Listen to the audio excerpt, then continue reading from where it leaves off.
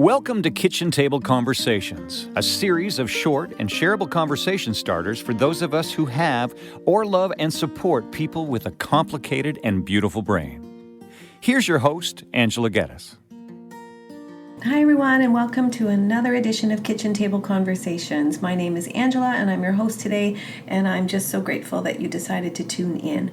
It is my hope that you grab a nice cup of tea and are sitting around your kitchen table while you're listening to this brief but important podcast. Important in my opinion anyway.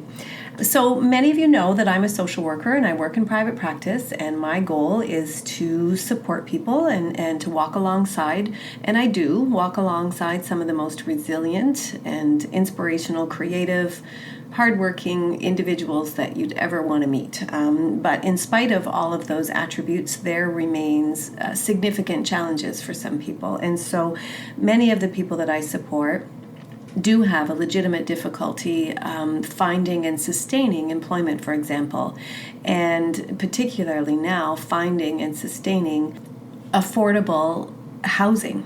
That's becoming more and more difficult, obviously. And so I just wanted to spend a little bit of time, because as of late I've been really more intimately involved with the ins and outs of our social welfare system. And I just want to start by saying that, you know, I'm a provider in this social welfare system, and I have, you know, a lot of years of experience working within the system. I have a lot of years of education behind me, and I am fairly technical and able to navigate, you know, the Google and to try to find how to complete online forms and make connections with people who can be helpful. So I'm grateful for those opportunities, and I'm really grateful to walk alongside many people who need a little bit of extra support. But I'm here to tell you that it's a tricky system to navigate. You know, I just wanted to bring this home to our kitchen tables, because I think sometimes we sort of feel that our disability support or our Ontario Works and our financial safety nets within the province of Ontario, I'll speak to specifically, but I think it's fairly commonplace across Canada anyway, that, you know, we do have an obligation to help people who are less fortunate. And, you know, our Ontario Work system, for example, is meant to be a temporary relief for individuals who are without employment for one reason or another. But I think that it's also really important to note that our system, even though I'm so grateful to live in this province, and I'm so grateful for the staff and the number of people out there that are so passionately involved. So I just really want to be clear that this is not a staffing or a personal issue, but the system itself can be, you know, very political at times, and depending on whose opinion we're following in terms of policy development and changes within our system, sometimes it's pretty far removed from the family experience. And so I just had some time over the last couple of weeks helping newly eligible people for Developmental Services Ontario access what we refer to as passport funding. And the passport funding is about $5,500 for the year, aimed to help individuals engage in the community in meaningful ways, to find purposeful activities and a sense of belonging, and to, you know, really help to have individuals actively engaged in community, and to sort of relieve some of the pressures from immediate family members. But I'm here to say that, like, just to give you an example, our system makes it so that individuals with a disability have a voice and have choices and get to make decisions around what it is that they want to do within the community. And so it's not just program specific, that if you live in this town, this is where you go to access services, or the programs and the education and the workshops and that kind of stuff. That's not the way we do it. So there's a lot of choice in Ontario, which I think is lovely.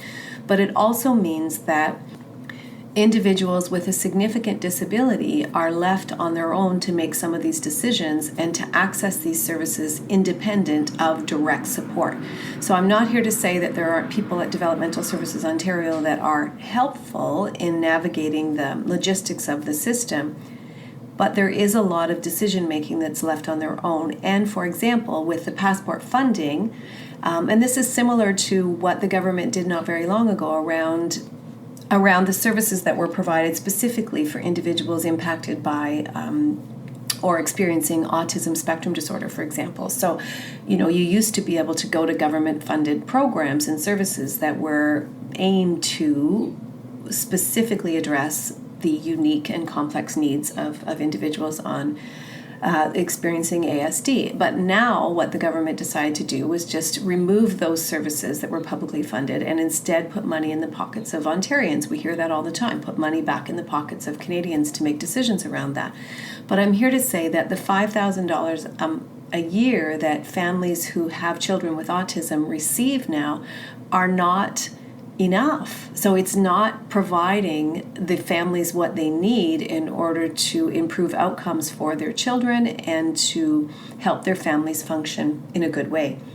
So it's kind of another example of where it's a bit of a band-aid, and it's money that's being offered to families, which of course they're very grateful for, but at best it covers some planned respite breaks for the family, which is imperative for family function, but it's not enough, and it certainly doesn't address the treatments and the therapies that would be really helpful. I mean, they're way more expensive than $5,000 a year, but if it's a publicly funded service, families have access to it, and yes, there's wait lists and that kind of thing, but I just think that sometimes our decisions are fairly quick and short-sighted at times, and I don't want to turn this into a big political podcast, but I just want people to bring this home to their kitchen table and understand that these issues are real, and just the same way with our passport and disability support program. So it used to be that organizations would handle the funds for families and be able to make purchases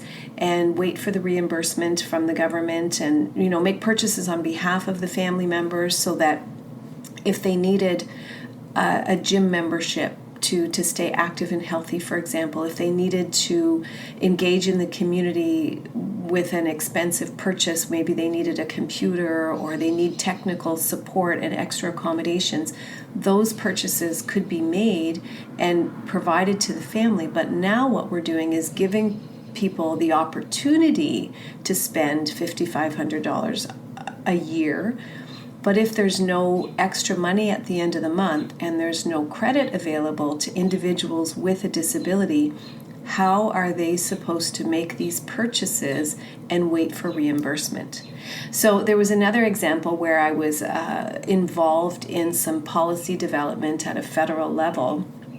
And we once again wanted to hear from individuals with lived or living experience, so people with disabilities and people with significant mental health and addiction concerns and people with FASD, which was lovely. And again, this is, the efforts and the intention behind the involvement is there, but it's short-sighted. So the planning committee offered to reimburse individuals who were coming across the country to attend in person and to provide the much needed expertise around the table that will continue to guide policy.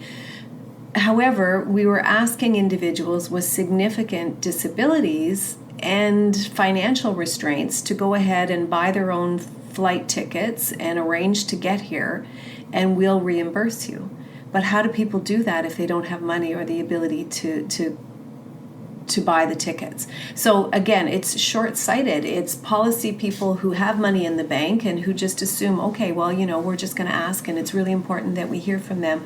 But we don't realize how, in our efforts to be inclusive, we end up being quite exclusionary, and our process, we don't think ahead, and it can be so degrading and debilitating to individuals, to throw it in their face once again that they have this different ability and they're not able to navigate the system like the way we intend, right? So again, we're just short-sighted. And in terms of the disability and our Ontario Works program, I don't know whether people know this, but on Ontario Works, you will maybe get a little over $700 a month for your basic needs, which we know doesn't cover a room to rent nowadays.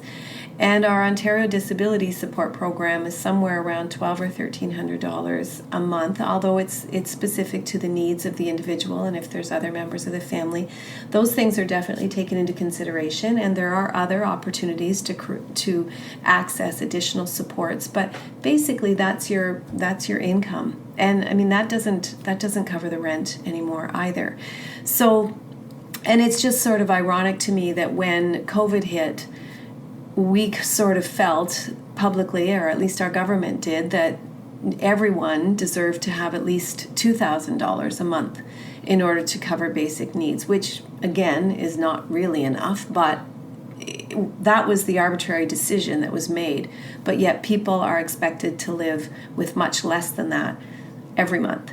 So how does that work? Now, to the Government of Ontario's credit, I think it's important to know that people on Ontario Disability Support Program can now work part-time or work extra and have a small business, for example, and earn an extra $1,000 a month that will not be clawed back, which is really pretty amazing.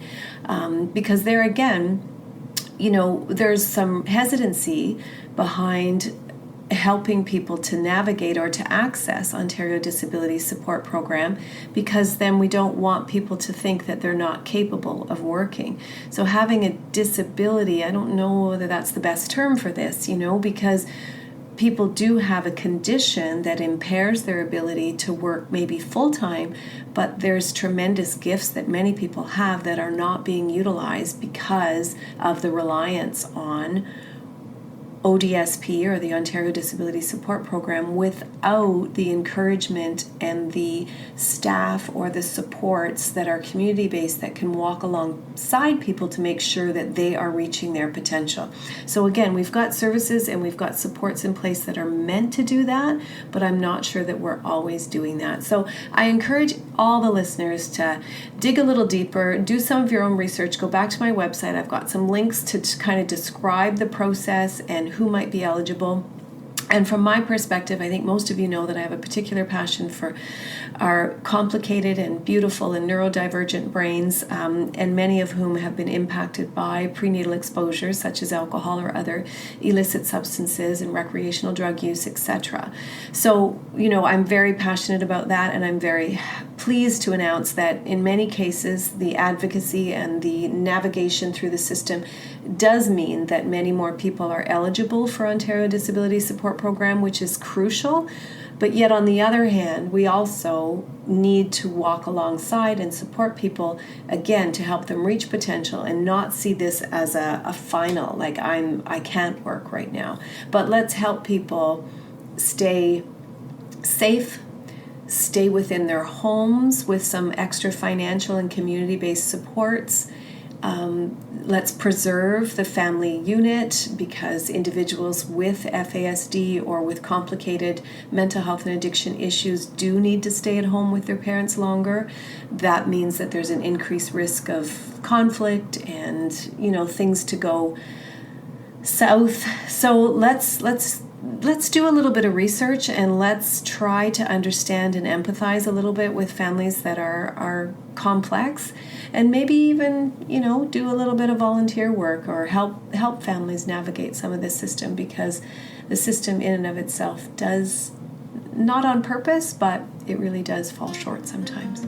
So thanks so much for tuning in, and and thanks so much for sharing and bringing this back to your own kitchen tables. Have a wonderful day. Angela.